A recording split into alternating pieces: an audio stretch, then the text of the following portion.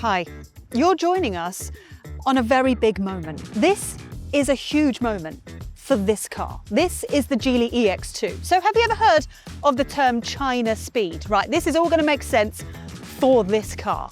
Now, I don't know if you know this, but the EX2 was actually the best-selling car in China last year. Not the best-selling EV, the best-selling car. They sold 450,000 of these cars in China alone. Now, back in April, Vicky Parrott, who's our editor for electrifying.com, went out to Beijing, drove this car, and at that point they were like, well, we kind of have a car, we don't know what differences we're going to make to the chassis or differences we're going to make to the design, but we're probably going to bring it to Europe at some point. And now here we are in July, just a couple of months later, and it's here. That, my friends, is China speed. I have never heard of a brand that can turn around a car for the European market so bloody quick. So today we're driving it, shall we?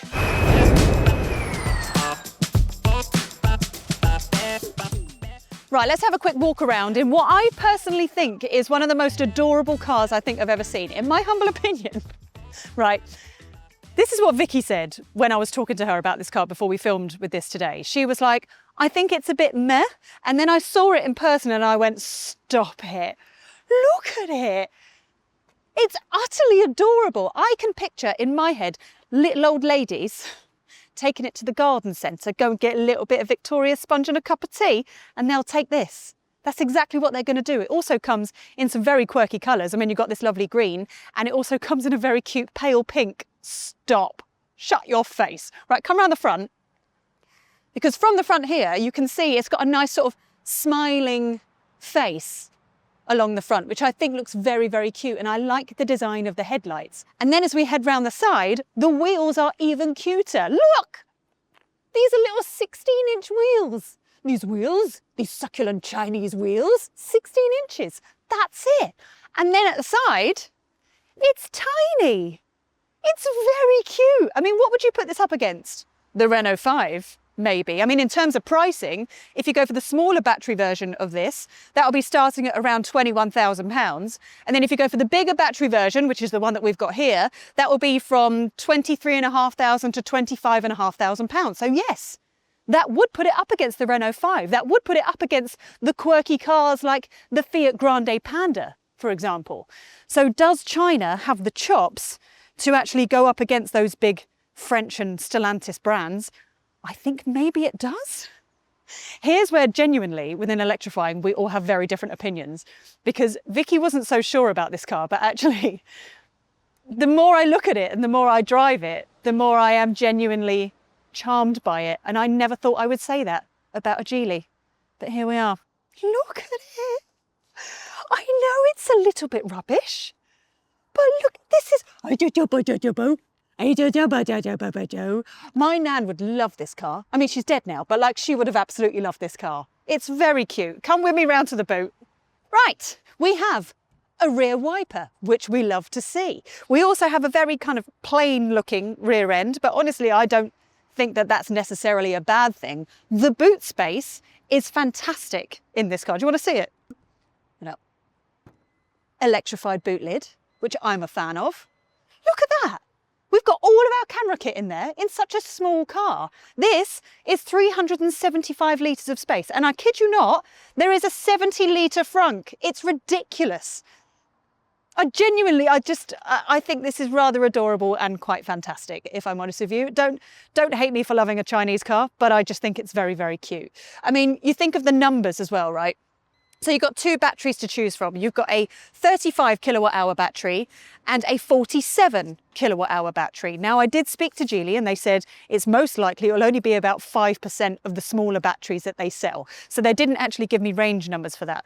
But we do know the range numbers, which I'm going to tell you in a minute, for the bigger battery, which is the one that we've got here. Then you've got three options to choose from. You've got the Pro, the Max, and the Ultra. Now the version that we've got here is the Ultra, so this is the top spec, probably the most expensive one. It's not the most powerful of machines, but it's fine. If you go for the smaller battery version, the charging is only 60 kilowatts, and the bigger battery is only 80 kilowatts. So that's only going to do what? 10 to 80% in about 40 minutes, which is kind of slow, isn't it?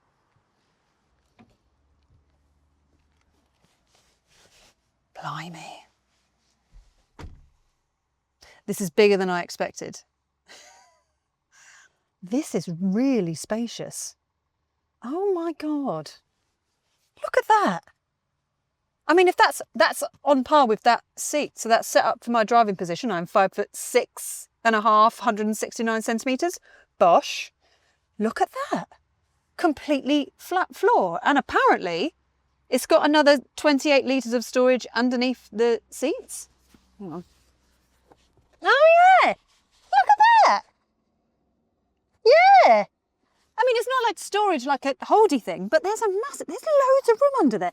This is crazy. I can't put this up against the Renault 5 then. That doesn't make any sense. Because the Renault 5, I'm like that. The Twingo's smaller than the Renault 5. You'd have to compare this to the likes of, it'll have to be the Grande Panda, maybe. This feels more spacious though. Bloody hell. This is all right. A little bit of design there. A little bit of design on the doors there as well. Oh, don't hate me, but this is quite good. I mean, it's got an old school USB-A thing there. That could be updated, couldn't it? But this, no cup holders. Decent door bins though. Blimey. Oh God, this is a bit good, isn't it? Let's have a look at the front. Right, up front, again, quite a nice place to be. I mean, you've got an 8.8 inch, that's really hard to say, 8.8 inch driver information screen. And then you've got a 14.6 inch infotainment screen. Now this, very similar to other Chinese cars that you've got, you know, in your BYDs and that kind of thing, you can change the themes, so you can have a nice different background. Let's go for that. Set as wallpaper. Stunning. Let's go back home. Would you look at that? It's beautiful. And then you've got loads of apps within here. So you've got like camping mode, so you can use it while you're camping, like the car stays on, that kind of stuff. And then what else have you got? Spotify and all that kind of thing. There is something that I do need to point out to you. I mean, as much as it's got wireless CarPlay, wireless Android, also all of the things that you would expect in a car. Your climate controls are within the screen. That may bug you a little bit, unless you just kind of end up getting used to it. But also, at the moment, in terms of turning off your bing bongs. Now, when I say bing bongs, I'm talking about your speed bing bongs. If you go slightly over the speed, it will start bonging at you. Or this little annoying camera here that always makes sure that you're paying attention to the car. But then even if you just kind of glance at the screen, it will tell you you're not paying attention. It will bing bong at you. You can turn that all off. But as it stands, you have to then go within the car and then driver assist, scroll down, intelligent reminders, blah, blah, blah, blah, and go through about 1 million menus to turn it off. I have been told by Geely they are going to change that, and they are going to add a shortcut onto the steering wheel here. So that's good. Steering wheel itself is perfectly fine. Nothing really special about it. You've got some buttons here that'll be for your volume and that kind of thing. You've got that little gap underneath if you're a lazy driver and you just want to do that. You've still got little bits of design around the side here, which, by the way, does get a little bit trippy, because a part of me genuinely thought that they were screens. But they're not. And this one here, I thought was a screen, but it's not. It's just a bit of techie design, I guess. You do have quite a lot of scratchy plastics, which again, it's a very cheap car, isn't it? So it's a lot of scratchy kind of rubbish materials dotted around, but you've got decent cup holders, a place to put your pen, maybe, bit of storage under here, bit of wireless charging there, massive amount of storage in there. So that's a good thing. I mean, there's nothing else really to tell you what's going on, because it's very simple. It's very simple, very straightforward. 2 sticks, done. There's your gear selector, and there's how to do your lights and all that sort of thing. And then the glove compartment is a drawer, which I found quite exciting earlier when I found it. I always get very excited when it's a drawer and it's not just a fully, like, pulley open thing. It's all right, you know. Oh, genuinely. I thought I was going to turn up today and be like, well, it's a bit rubbish, isn't it? Little cheap Chinese car. But the more I walk around it, the more I kind of like it. So here we are. Let's take it for a drive though, and then we can really judge it. I don't know how to trigger the voice control with my voice. Okay, Geely. Hey, Geely. What do you need from me? Turn off my heated seat. Okay, Seat heating driver off. Okay, Geely.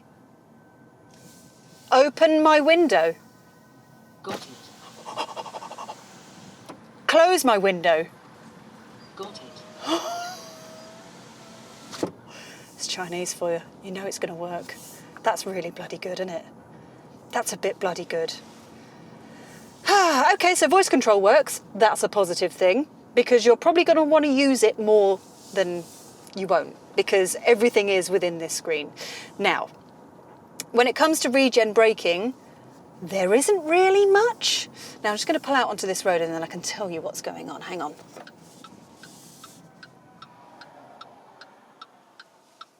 Even the indicators are adorable. Stop it. This car, it's so cute. Oh, let me put my foot down. Oh, it's got nothing.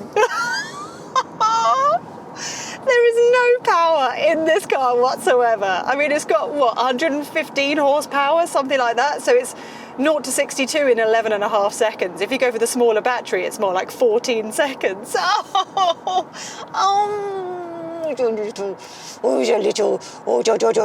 who's a little cute little baby.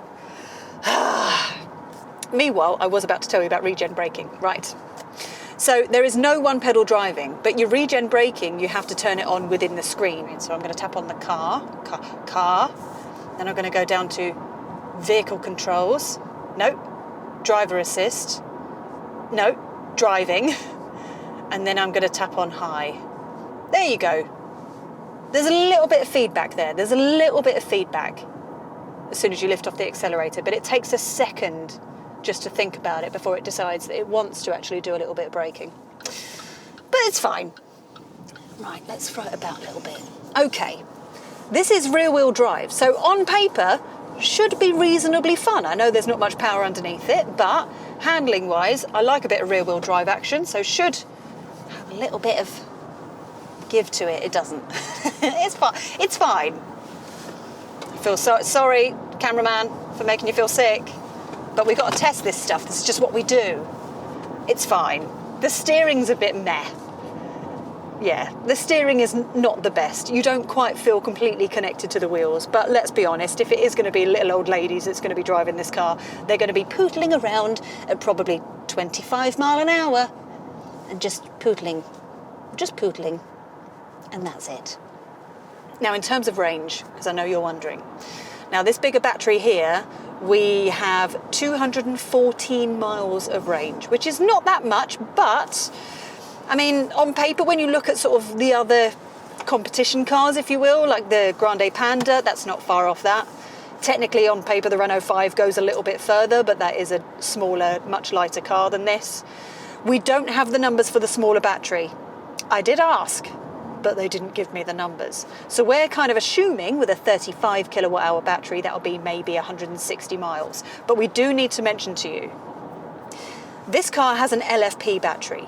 Now, what we have learned over the years at electrifying is that the NMC batteries are the ones that are way more efficient, especially when it comes to sort of winter time, that kind of thing. They're way more efficient. So the LFP batteries aren't quite as good. But it depends on how much you're going to drive this. I feel like this is definitely a pop to the garden centre, not do long road journeys, that kind of car. You know what I mean? I mean, if it's not going to charge that quickly, you're not going to want to take it all the way up to Scotland and back again from Sussex. But it rides quite nice. Now, I don't know if this is just my brain making the comparison to my current long-termer, which is the Jeep Avenger. And when I drove up here, because we're up in Coventry at the moment, when I drove up here, that's quite a loud car. It's quite a tinny, loud car, because it's kind of rugged and off-roady, whereas this is a little bit more comfortable. So this does ride much nicer than the Jeep Avenger. Like, there's no complaints from me on how it rides. It's very quiet. It's reasonably smooth. If you want something with more power, you'd go for something else. And you want something with faster charging. I mean, you look at the Stellantis cars, they can charge at 100 kilowatts. This won't do that. So there is downsides to this. There is. It's not perfect. But for what it is, it's all right. Yeah. Here we are, guys. Nicola Hume likes a budget Chinese car. God, bloody hell, who have I become?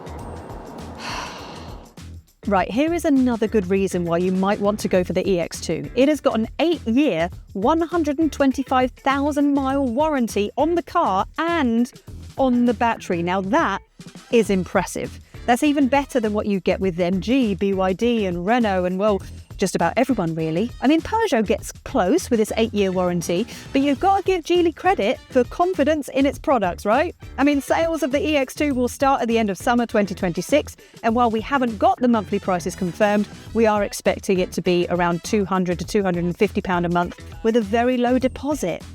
I mean, it's got to be that, isn't it? It's a cheap little thing. Give me your thoughts then, please, in the comments section below. The Geely EX2. Is it any good? Well, apparently it scored very well in the wetland moose test. Now, basically, we think that that's the commonly known elk test, which is what Scandinavian countries do. They drive a car at high speed and then they avoid animals. And this scored 73.5 kilometers per hour, which is actually very good. So it's just a nice way of seeing how the handling goes and that kind of thing. Except we think that maybe it got a little bit lost in translation and they've called it the wetland moose test, which is kind of funny. I didn't think I would come here today and be charmed by this car. Genuinely didn't think I would. I'm very aware it's cheap.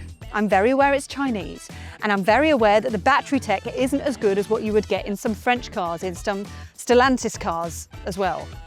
But I do think that if you were to choose this, especially if you are a little old lady, I think you might like it. It's quite cute. And I'd like this in my downstairs loo, this colour. Good, subscribe and stuff.